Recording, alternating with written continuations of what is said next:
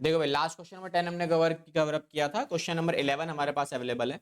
अब इस क्वेश्चन में एग्जैक्टली क्या करना है, सेम काम हमने क्या किया, क्वेश्चन रखा हुआ सामने और ये हमारा फॉर्मेट है। फॉर्मेट में मैंने क्या किया, इस बार दोबारा से वही काम किया, जो मैंडेटरी आइटम्स होती हैं ट्रेडिंग अकाउंट की मेंशन हो गई हैं, लायबिलिटी साइड की जो मैंडेटरी आइटम है वो भी हमने क्या कर लिया, सबको मेंशन कर लिया है। अब मेरा मेजर काम क्या है कि भैया मुझे सबको रिकॉर्डिंग करनी है एडजस्टमेंट्स वाला एरिया। पहले एडजस्टमेंट्स को टिक लगा लेते हैं। पहला पॉइंट किस पे एडजस्टमेंट्स है मेरा, लैंड एंड बिल्डिंग है 6% डैप लगेगा, प्लांट एंड मशीनरी 10% डैप लगेगा, ऑफिस इक्विपमेंट्स पे 20% लगेगा, फर्नीचर एंड फिक्सचर्स पे 15%। तो 4 आइटम है एडजस्टमेंट्स के लिए। तो क्या क्या है, plant and machinery, furniture and fixtures, office equipments and land and building. तो 4 आइटम हो गई मेरे पास एडजस्टमेंट्स में डेप्रिसिएशन लगाने के लिए। अगला आइटम क्या है, प्रोविजन लगाना है डाउटफुल डेट्स का। किसके ऊपर, डेटर्स पे। तो डेटर्स पे टिक लगेगा एक। तो डेटर्स हमारे पास कहाँ गए, ये डेटर्स, ठीक है। उसके बाद कह रहा है इंश्योरेंस के अंदर ना 250 रुपए का अमाउंट इंक्लूड है प्रीमियम का, जो कौन सा वाला है, एडवांस है। तो मैं इसे क्या बोलूंगा, this is a prepaid insurance. तो इसका इंश्योरेंस पे टिक लगेगा, तो इंश्योरेंस पे लगा लो। नेक्स्ट क्या है, कह रहा है प्रोवाइड सैलरी टू सुब्बू, ठीक है। अब सुब्बू कौन है भैया, सुब्बू हमारा बिजनेस का ऑनर है। तो ये आउटस्टैंडिंग सैलरी बोल सकते हो आप इसे नॉर्मल तरीके से। सैलरी हमारे पास क्या है क्वेश्चन में, देखो सैलरी ये रहा, आप इसी में ऐड कर देना और ये आउटस्टैंडिंग सैलरी बन जाएगी मेरी, तो ये अभी तक पे नहीं करी गई है। नेक्स्ट, आउटस्टैंडिंग सैलरी एक और भी है, मतलब सैलरी में 2 सैलरीज हैं आपके पास, एक तो ऑनर की सैलरी है और एक अपना नॉर्मल सैलरी है, ये स्टाफ की सैलरी है। नेक्स्ट क्वेश्चन ने क्या बोला है, कह रहा है 10% ऑफ द नेट प्रॉफिट। भैया जितना भी आप कमाओगे उसका 10% आपको कहां डालना है, जनरल रिजर्व में डाल रहा है। तो इसका ट्रीटमेंट क्या होगा, देखो जनरल रिजर्व में अगर वैल्यू डालनी है, प्रॉफिट का 10% डालना है, तो कहां जाएगा, एक तो पीएनएल में जाएगा डेबिट साइड पे, क्योंकि जैसे ही पैसा आप हटाओगे प्रॉफिट का पैसा कहां डालोगे, जनरल रिजर्व में, तो प्रॉफिट कम होगा। दूसरा दूसरा बिजनेस में ये क्या बनेगा, एक लायबिलिटी बनेगा, क्योंकि आप इस प्रॉफिट को निकालकर अलग रख रहे हो by the name of general reserve. तो जितने भी रिजर्व होते हैं वो सब बिजनेस के लिए क्या है, लायबिलिटी बन जाते हैं, ठीक है। तो इसको 2 जगह डाल देंगे हम। तो हमने देखो सब कुछ कर लिया, अब हमारा काम क्या है, एक एक करके एडजस्टमेंट्स को कवर करेंगे। तो पहले एडजस्टमेंट्स किसके ऊपर है, depreciation, plant and machinery, land and building, सब इनके सब पे लगा लो। भैया पहले एडजस्टमेंट्स मेरे पास लैंड एंड बिल्डिंग पे minus depreciation at the rate 6%। Then उसके बाद क्वेश्चन एडजस्टमेंट्स किस पे है, प्लांट एंड मशीनरी पे minus depreciation at the rate 10%। Then उसके बाद ऑफिस इक्विपमेंट्स पे है, ऑफिस इक्विपमेंट्स पे है माइनस डेप्रिसिएशन, ये कितना है मेरा, ये है 20%, 20%। देन उसके बाद अगला है मेरा फर्नीचर एंड फिक्सचर्स पे minus depreciation at the rate 15%, ठीक है। सबकी वैल्यू लिख लो बस अब आप। तो लैंड एंड बिल्डिंग की वैल्यू कितनी है, 50,000। प्लांट एंड मशीनरी की वैल्यू ये 50,000, ये भी 50 ही है, और फर्नीचर फिक्सचर्स की 20। तो ये मेरे पास कितना है, 50, ये भी 50, फर्नीचर एंड फिक्सचर्स ये है 20, ऑफिस इक्विपमेंट्स ये है मेरे पास 12,000 के, ठीक है। सब पे लिख लो 12,000, वैल्यू हो गई हमारे पास। अब इनका डेप्रिसिएशन लगाना है, तो 50,000 का 6% 3,000, 47,000 बचेगा। देन 50,000 का 10% 5,000, वैल्यू बचेगी 45,000। 12,000 का 20% 2,400 रुपये, ये बचेगा 9,600 रुपये। देन इसका 15% ये आएगा 3,000, तो वैल्यू बचेगी 17,000। अब ये सारे डेप्रिसिएशन कहाँ रिकॉर्ड होंगे, यहाँ अलग से। तो यहाँ लिखेंगे टू डेप्रिसिएशन, ठीक है। किस किस के ऊपर डेप्रिसिएशन है, पहला डेप्रिसिएशन मेरा किस पे लगेगा, लैंड एंड बिल्डिंग पे। देन उसके बाद दोबारा से to depreciation on plant and machinery, उसके बाद दोबारा डेप्रिसिएशन ऑन ऑफिस इक्विपमेंट्स, उसके बाद depreciation on furniture and fixtures. सबकी वैल्यूज लिख दो। पहला डेप्रिसिएशन आया था 3,000 का, दूसरा 5,000 का, तीसरा 2,400 का, लास्ट वाले का 3,000। लो जी, पहली एडजस्टमेंट्स कवर हो गई। अगला अगला हमारे पास क्या है, प्रोविजन लगाना है कितना, 2% का लगाना है डेटर्स पे। तो डेटर्स कहाँ है भाई साहब हमारे, डेटर्स हमारे कहाँ चले गए, ये रहे। डेटर्स कितने का है, 40,000 का है। तो 40,000 के डेटर्स पे लगाओगे 2% का प्रोविजन। यहाँ लिखेंगे 40,000 का 2% कितना आता है, 800। फाइनल वैल्यू 39,200, माइनस करेंगे इसको क्या, प्रोविजन फॉर डीडी 2%, और ये प्रोविजन कहाँ जाएगा, यहीं जाएंगे, प्रोविजन फॉर डाउटफुल डेट्स, ठीक है। इसे लिख लो नया वाला प्रोविजन। एन डाल देना ब्रैकेट में, आपका काम कवर हो जाएगा। ठीक है, 800। देन उसके बाद अगला पॉइंट क्या है, अगले पॉइंट में क्वेश्चन ने क्या बोला है, इंश्योरेंस प्रीमियम है एडवांस का, तो प्रीपेड इंश्योरेंस तो हमारा एसेट्स बनता है, तो प्रीपेड इंश्योरेंस यहाँ डाल देंगे 250 का। और एक जो इंश्योरेंस है वो खर्चा तो है लेकिन एडवांस वाला है, इसीलिए माइनस करना पड़ेगा। यहाँ का लिख लेंगे प्रीपेड इंश्योरेंस माइनस कितना 250। अब इंश्योरेंस है कितने का, तो इंश्योरेंस ये आया था मेरा कितने का 1500 का, तो ये 1500 में से हम 250 माइनस करके 1250 रुपए की वैल्यू आउटर कॉलम में आ गई, मेन वैल्यू। देन उसके बाद अगले एडजस्टमेंट क्या है, भाई सुबह को सैलरी प्रोवाइड करानी है, अब ये देनी है तो मतलब क्या है, आउटस्टैंडिंग सैलरी बनेगा एक, तो इसमें यहाँ पे नीचे कहीं पे डाल दो वैल्यू, इधर आ जाएगी टू सैलरीज। ठीक है, सैलरीज कितनी है प्लस सुबह सैलरीज, जो भी हमारा सुबह सैलरी है एक तो वो डाल दो, और इसमें एक और सैलरी है जो आउटस्टैंडिंग सैलरी, मतलब ये एम्प्लॉयज वाली सैलरी होगी। ठीक है, तो इसमें सुब्बू की सैलरी कितनी है भाई हमारी 11,000 15,000 की, 15,000 ये और 11,500 एम्प्लॉयज की सैलरी, तो दोनों डाल देंगे। तो ये कितना आया था मेरा,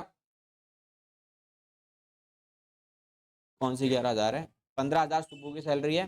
ठीक है, अच्छा चलो ठीक कर लेते हैं इसको, कोई बात नहीं, ये 15,000 है और ये 11,500 है, और दोनों ही आउटस्टैंडिंग में बनेंगे। तो आउटस्टैंडिंग सैलरी एक तो ये आ जाएगी कितने रुपए की है, ये 11,500 की, और एक सुब्बू की सैलरी उसके नाम से डाल दो, कोई दिक्कत नहीं, बिकॉज तो ऑनर ही है। ठीक है, उसको सैलरी के नाम से नहीं डाल सकते आप, आउटस्टैंडिंग सैलरी के नाम से डाल दो 15,000 रुपए की सैलरी। देन चलो, अब इसमें सैलरी कितनी थी मेरी, सैलरी हमारे पास ये गिवन है कितने की 39,000 रुपीज़ की, इसी में ऐड कर देंगे सारी वैल्यू, तो ये आ जाएगा 39,000 रुपीज़ का, तो ये कितना आएगा 65,500 रुपीज़।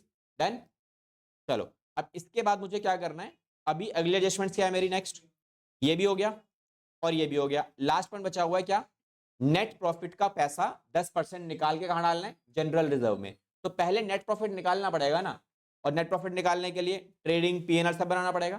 तो अभी हम क्या करेंगे, एडजस्टमेंट तो सारी कवर हो गई। ठीक है, अच्छा क्लोजिंग स्टॉक नहीं मिला पूरे क्वेश्चन में कहीं एडजस्टमेंट्स में, कोई दिक्कत नहीं है, यहाँ पे आ जाओ। इसमें क्या क्या गिवन है, देखो क्या लिखा हुआ है, लैंड एंड बिल्डिंग हो चुका मेरा, परचेजेस के ब्रैकेट में ना एक वर्ड लिखा हुआ है, क्या है ये, एडजस्टेड परचेज। अब इसका मतलब क्या होता है, लिखवाया था मैंने आपको जब चैप्टर स्टार्ट कराया था ना, क्वेश्चन भी कराया था इसका। अगर एडजस्टेड परचेज गिवन है तो आपका काम क्या है, ओपनिंग और क्लोजिंग को इग्नोर करके रिकॉर्ड करोगे। ओपनिंग और क्लोजिंग का कोई काम नहीं होता। रीजन क्या है इसका, कि एडजस्टेड परचेज के अंदर ना आपके पास ऑलरेडी, अगर फॉर्मूला मैं थोड़ा सा रिपीट कराऊं आपको, एडजस्टेड परचेज का फॉर्मूला होता है ओपनिंग स्टॉक प्लस परचेजेस, ठीक है, माइनस क्लोजिंग स्टॉक। तो भैया एडजस्टेड परचेज में दोनों आ तो गए ये वाले, ठीक है, तो आपको अलग से रिकॉर्ड करने की जरूरत नहीं, आप डायरेक्टली एडजस्टेड परचेज की वैल्यू डाल दो बस। तो कितना है ये 2,07,500 रुपए, ये आ जाएगा 2,07,500 बस। ठीक है, ओके। अगला आइटम क्या है, ओपनिंग स्टॉक, इसे रिकॉर्ड नहीं करना, ठीक है, क्योंकि ये ऑलरेडी ये वाली जो अमाउंट है ना ओपनिंग स्टॉक की, अच्छा ओपनिंग नहीं है क्लोजिंग स्टॉक है ये, तो क्लोजिंग स्टॉक कहाँ जाएगा, क्लोजिंग स्टॉक दो जगह जाता है ना, चलो ट्रेडिंग में तो नहीं डालोगे आप, लेकिन क्लोजिंग में तो डालोगे ना बैलेंस शीट के अंदर, यहाँ तो आएगा ही आएगा, ट्रेडिंग में इग्नोर करते हैं बस, यहाँ आ जाएगा वो सीधा सीधा। ठीक है, अगला आइटम वेजेस, ये तो सिंपल बैलेंस शीट और ट्रेडिंग के अंदर आएगा, तो यहाँ डाल दो वेजेस 45,300। उसके बाद ऑफिस एक्सपेंसेस, नॉर्मल खर्चा है मेरा 15,400, तो यहीं डाल दो ऑफिस एक्सपेंसेस 15,400 रुपए का अमाउंट। उसके बाद कैरेज इनवर्ड दिया हुआ है, तो इनवर्ड तो ट्रेडिंग में आएगा, यहाँ डाल देंगे कैरेज का इनवर्ड, कैरेज इनवर्ड्स, ये कितना है मेरा, कैरेज इनवर्ड 1,200 रुपए का है, यहाँ लिखेंगे 1,200 रुपए। उसके बाद अगला पॉइंट कैरेज आउटवर्ड भी है ये, अब आउटवर्ड किसका है, आउटवर्ड पीएनएल में आता है, तो यहाँ लिखेंगे टू कैरेज आउटवर्ड, ठीक है, 2,000 रुपए का अमाउंट है आउटवर्ड में। देन उसके बाद डिस्काउंट अलाउड भी गिवन है, अब डिस्काउंट अलाउड देखो, डिस्काउंट अलाउड डेबिट साइड पे गिवन है और डिस्काउंट रिसीव कहाँ गिवन है, क्रेडिट साइड पे। तो डेबिट वाला डिस्काउंट डेबिट में, क्रेडिट वाला डिस्काउंट क्रेडिट में, इतनी बात आपको ध्यान रखनी है, ये बाद में भी काम आएगी तुम्हारे। ठीक है, पहले भी समझाया था मैंने लास्ट टाइम आपको। ठीक है, डिस्काउंट के चक्कर में इस तरीके से डील करना होता है आपको, डिस्काउंट हो चाहे इंटरेस्ट हो चाहे कमीशन हो, सब में इसी तरीके से डिटेल्स आपको फ्रेम करनी है। ठीक है, चलो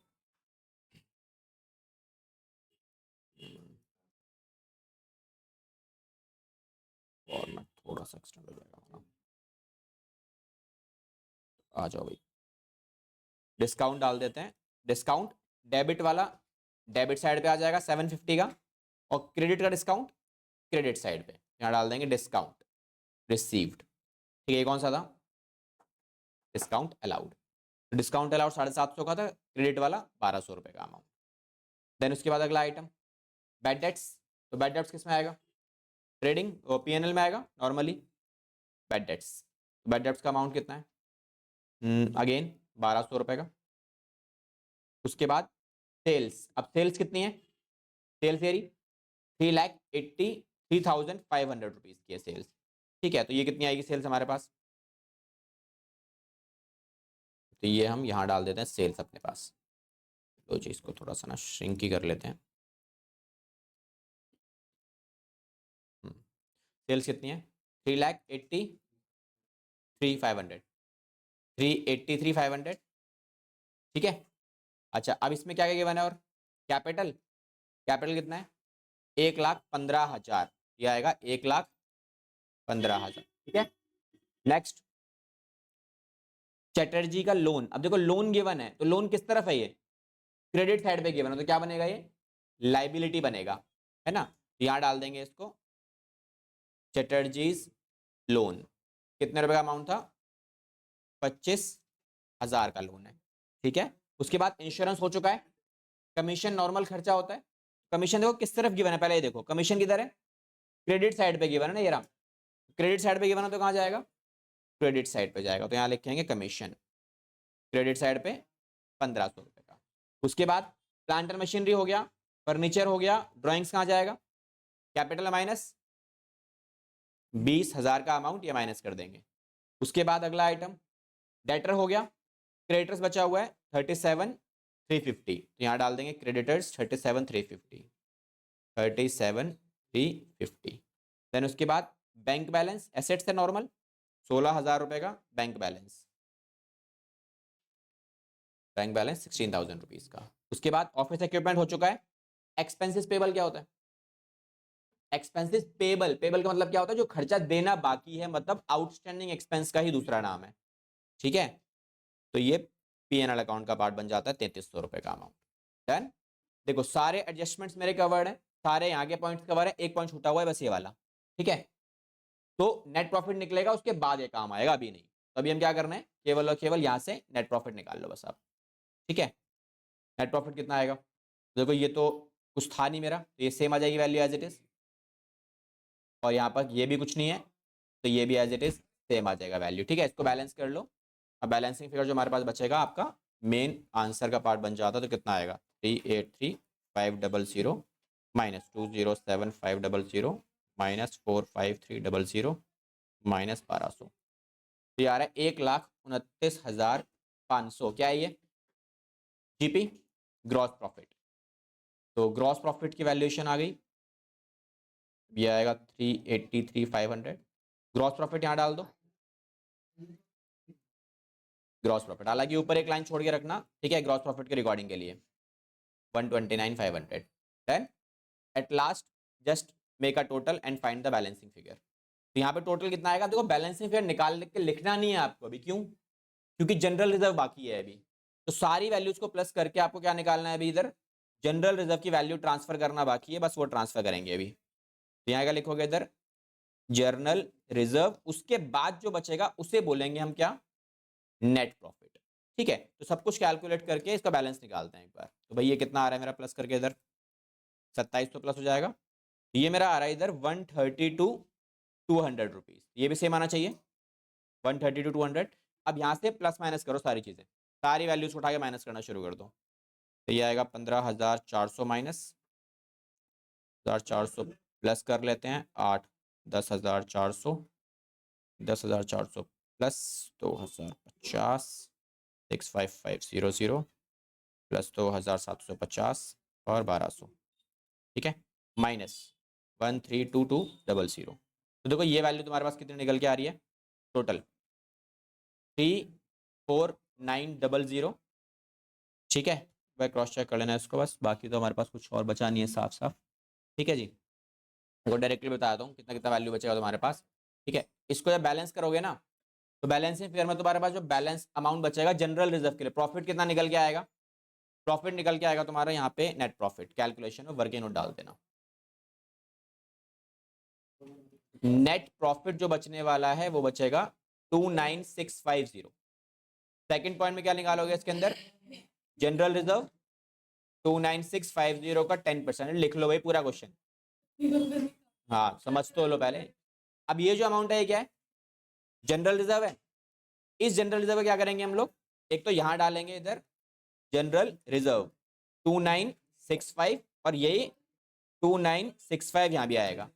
ठीक है, फाइनल अमाउंट माइनस करके लिख दो इसके अंदर से 296,500 इंटू ये आएगा आपके पास 26685। ठीक है, बाकी टोटल करके बैलेंस कर लेना एक बार, ये मैच कर जाएगा तुम्हारे पास। हाँ भेज दूंगा 26685।